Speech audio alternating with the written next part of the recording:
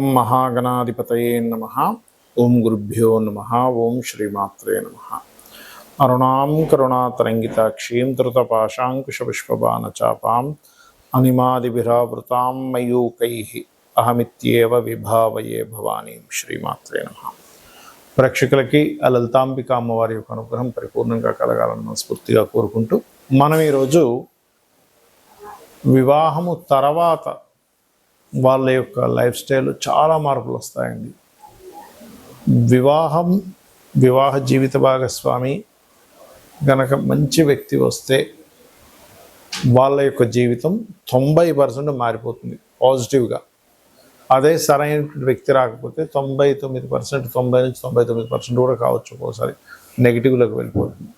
మరి వివాహం తర్వాత కొన్ని సంఘటనలు వాళ్ళలో ఇవాళ రేపు మనం చూస్తున్నాం. భార్యని భర్త చంపేయడం, భర్తను భార్య చంపేయడం, చాలా సంఘటనలు ఈ మధ్య మరి ఈ నెల అయితే ఎక్కువగా చూసాం.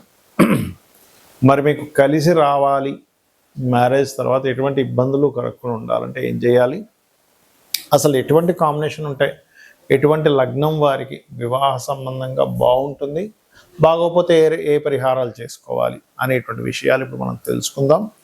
అయితే ఈ విషయాలు చెప్తుంది నేనైనప్పటికీ కూడా చెప్పిస్తుంది సాక్షాత్ లలిత అమ్మవారిగా భావిస్తూ ఒక్కొక్కరి గురించి తెలుసుకుందాం. తులాలగ్నము, తులారాశి. తులవారికి కనుక చూసుకుంటే లగ్నాధిపతి శుక్రుడు, సప్తమాధిపతి కుజుడు అవుతాడు. సో లగ్న సప్తమాలు ఎప్పుడైతే కుజ శుక్రులు అయ్యారో వీళ్ళిద్దరి మధ్యనే ఖచ్చితమైనటువంటి అట్రాక్షన్ అనేటువంటిది ఉంటుంది. ఎక్కడో శుక్రుడు పాడైపోయి కుజుడు పాడైపోతే చెప్పలేం, కానీ 99% ఆఫ్ కేసెస్లో ఇది బాగుంటుంది. అయితే వీళ్ళకి వివాహం తర్వాత కలిసి రావడం అనేటువంటిది ఉంటుందా అంటే, కుజుడు బాగున్నాడు అంటే ఖచ్చితంగా మంచి ధనయోగం కలుగుతుంది. కాకపోతే మీరు సున్నితంగా ఉన్న మీ జీవిత భాగస్వామి చాలా హార్ష్గా ఉండడం, అంటే ఒకళ్ళు ఇందులో బాగా ముక్కుసూటిగా ఉంటే ఒకళ్ళు సున్నితంగా ఉంటారు. కాకపోతే ఇద్దరిలో కూడా కాస్త ముఖ్యంగా తులాలగ్నం వారికి కానీ ఈ వృశ్చిక లగ్నం వారికి కానీ తుల నుంచి సప్తమం మేషం కూడా అవుతుంది. కాబట్టి ఈ వీళ్ళకి అట్రాక్షన్ జోన్స్ ఒకటి ప్లస్ అయితే, రెండవది ఇక్కడ కుజుడు ఎలా ఉన్నాడు అనేది చాలా జాగ్రత్తగా చూసుకోవాలి. మీరు సప్తమాధిపతి కుజుడు ఎక్కువగా రాహుతోని శని ద్వారా పాడవుతాడు, గుర్తుపెట్టుకోండి. ఇలా పాడైనప్పుడు మాత్రం మీకు వచ్చేటువంటి జీవిత భాగస్వామి ఎక్కువ అగ్రెసివ్ కలిగి ఉంటారు, గుర్తుపెట్టుకోండి. దీనికి మీ కుజుడు లేదా మీ సప్తమ స్థానం పోర్ట్ఫోలియో కారకుడు. ఎందుకంటే కుజుడు యాజ్ ఇట్ ఈస్గా కుజ ఫలితాలు ఇవ్వడు. తను ఇంకో గ్రహంతో కలిసి ఉండడం వల్ల, ఫలానా 12 రాశుల్లో ఒక రాశిలో ఒక నక్షత్రంలో ఉండడం వల్ల ఈ యొక్క తత్వాన్ని, కారకత్వాన్ని ఆ గ్రహంతో షేర్ చేసుకోవడం వల్ల మారుతూ ఉంటుంది.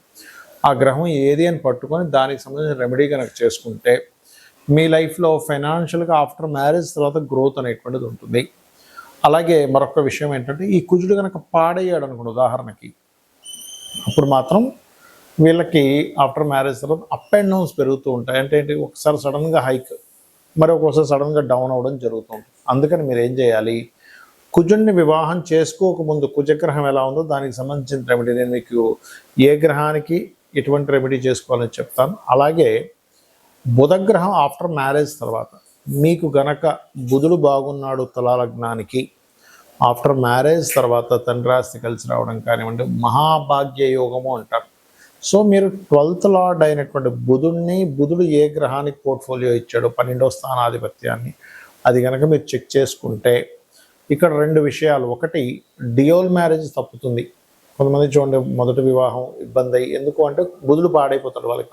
అంటే బుధుడికి శత్రువు అయినటువంటి కుజుడితోనో కేతుతోనో కలిసి ఉండడం, డ్యూయల్ సైన్స్లో ఉంటూ పాపగ్రహాలతో కలిసి ఉన్నప్పుడు వివాహ జీవితం పాడుతుంది. అలా కాదండి, బుధుడు చాలా బాగున్నాడు అన్నప్పుడు మీరు ఇంకొంచెం దాన్ని సెట్ చేసుకోవాలంటే వివాహ జీవితం బాగుండడానికి విష్ణు సహస్రనామాలు చదవడం కానీ వినడం కానీ చేస్తూ ఉండాలి.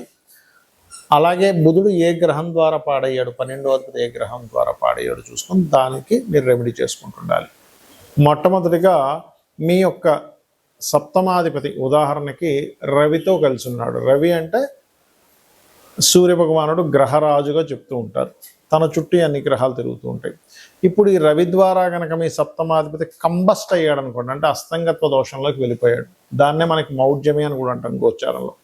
అప్పుడు సూర్య భగవానుడికి చేసుకోవాలంటే ఏంటి, సూర్య ఆరాధన చేసుకోవడం, ఆదిత్య హృదయం చదవడం, గోవులకి గోధుమ రవ్వ తినిపించడము, తండ్రితో గొడవ పెట్టుకోకుండా తండ్రిని చక్కగా గౌరవించడం, తండ్రి కాళ్ళకు నమస్కరించుకోవడం చేస్తూ ఉంటే ఆత్మకారకుడు సూర్య భగవానుడు, తండ్రి కారకుడు, మెడికల్ వీటికి కారకుడు, ఎవరికైనా మెడికల్ సంబంధించిన ఏదైనా సేవలు చేస్తూ ఉండాలి. అప్పుడు సూర్య అనుగ్రహం కలుగుతుంది.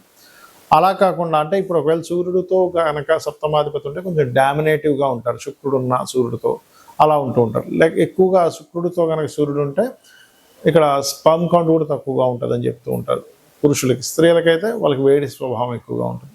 అలా కాకుండా చంద్రుడు సంబంధాలు వచ్చాయి సప్తమ సంబంధానికి.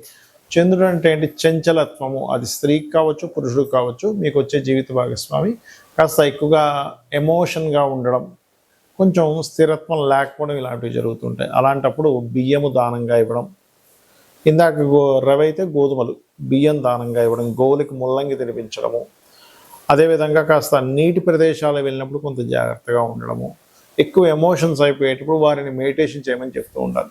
ఏమొద్దంటే ఓవర్ ఎమోషన్స్ అయిపోవడం, తద్వారా కూడా ఇద్దరి మధ్యన గొడవలు వస్తూ ఉంటాయి. అయితే ఇక్కడ సప్తమ స్థానం అనేటువంటిది ఎప్పుడు కూడా జీవిత భాగస్వామి యొక్క రూపురేఖల్ని, వాళ్ళు ఎలా ఉంటారు అనేటువంటి చెప్తుంది.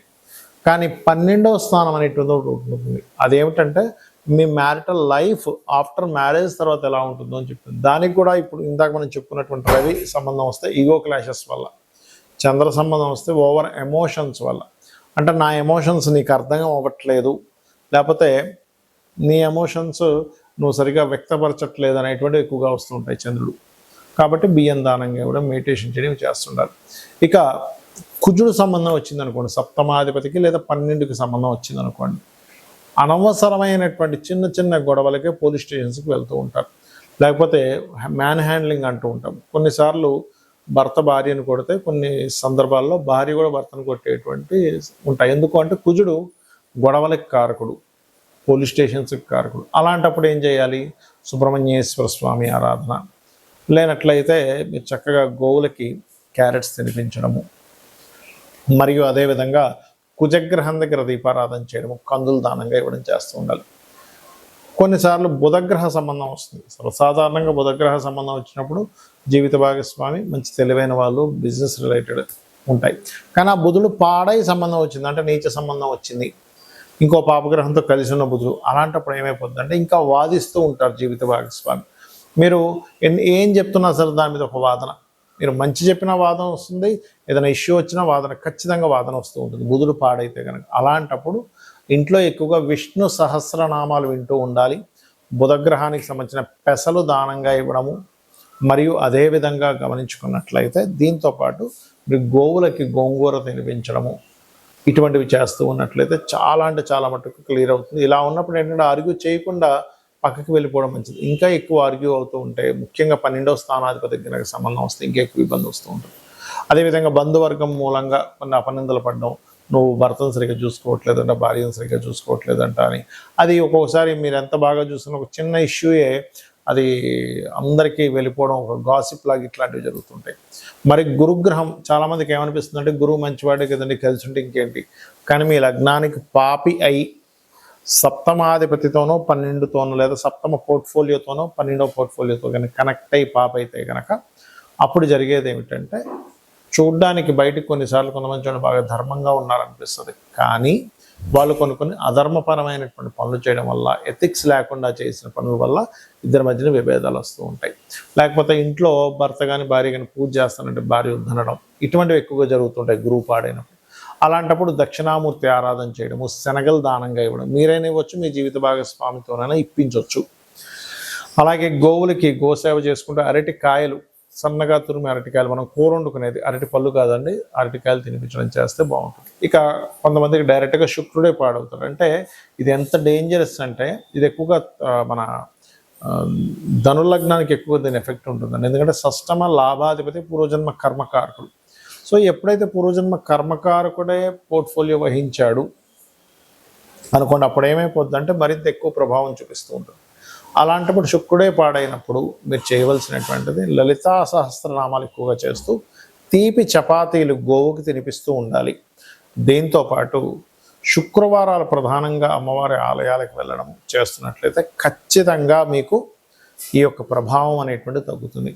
ఇక మరి కొంతమందికి శని ప్రభావం ఉంటుంది సప్తమ స్థానానికి. అలాంటప్పుడు ఏమవుతుందంటే లేట్ మ్యారేజెస్ అవ్వడం, ఎప్పుడు ఏదో ఒక నిందలు పడ్డం వివాహం తర్వాత, అదేవిధంగా వివాహం తర్వాత చాలా విషయాలు లేట్ అవ్వడం జరుగుతుంటుంది. అలాంటప్పుడు ఏమీ కంగారు పడకుండా మీరు చక్కగా నువ్వులు దానంగా ఇవ్వడము, గోవులకి బెల్లం తినిపించడం ఇట్లా చేస్తుండాలి. ఇక రాహుకేతువుల ప్రభావం వస్తే ముఖ్యంగా రాహు ఇల్యూజన్కి, ఇమాజినేషన్కి కారణం. వచ్చేటువంటి వారు ఎక్స్పెక్టేషన్స్ ఎక్కువ పెట్టుకుంటారు.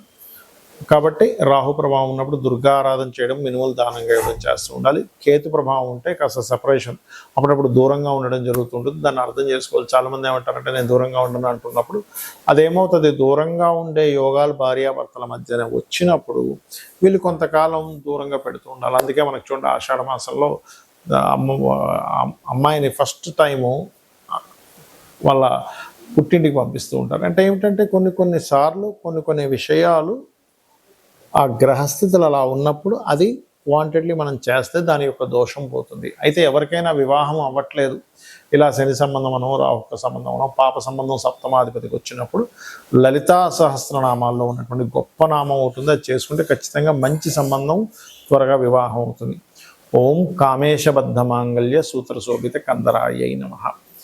ఇక వివాహం అయిందండి కానీ మాకు ఇబ్బంది వస్తుంది, ఎప్పుడు ఏదో గొడవలు వస్తున్నాయి అనుకున్నప్పుడు మీ వ్యయాధిపతి అంటే మీ 12వ స్థానాధిపతి, 12వ పోర్ట్ఫోలియో కారకుడు ఏ గ్రహం ద్వారా పాడైందో తెలుసుకొని మనం ఇప్పుడు చెప్పినటువంటి దానాలు ఇవ్వడం. ఇందాక రాహు అనుకోండి మినుములు, కేతు అనుకోండి ఉలవలు దానంగా ఇస్తూ ఉండాలి. అయితే వీటికి దానాలు ఇచ్చుకుంటూ మీరు ప్రత్యేకంగా ఓం శివకామేశ్వరాంకస్త శివా స్వాధీన వల్లభాయే నమః అని చేసినట్లయితే ఖచ్చితంగా బాగుంటుంది.